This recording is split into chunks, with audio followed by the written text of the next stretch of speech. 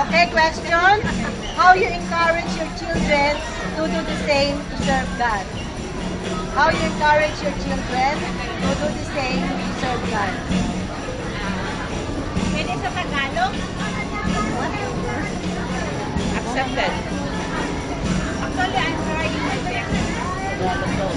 Encourage them. I don't stop. Hindi ako tumitigil para ma-encourage them. Kasi para ma-encourage sila. Kasi nung maliliit sila, pupunta talaga kami ng church every Sunday. Kaya itinatanim ko sa isip nila na mag-church kami. Kailangan mag-church. Kailangan malaman nila makilala nila yung kulturas, kanilang buhay. And now, nandito na ako sa malayo, malalaki na sila. Parang yung pagpunta ng church, hindi na nila nagagawa. But then I still encourage them. Sa lahat ng kakayanan ko, encourage them.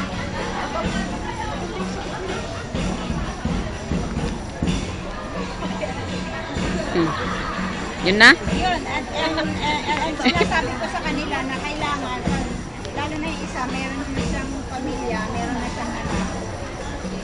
Ang pinapaunawa ko sa kanila, kailangan yung unang, yung center of their family should be God first. Para yung blessing ng Panginoon mag-flow sa pamilya nila. Hanggang sa sunod na anak ko na wala pang asawa, hanggang sa bunso, ganun. At hanggang siguro hindi ko pa sila nakikita na totally na nagkokomit sa Panginoon. Yun pa rin ang gagawin ko hanggang sa makita ko talaga sila.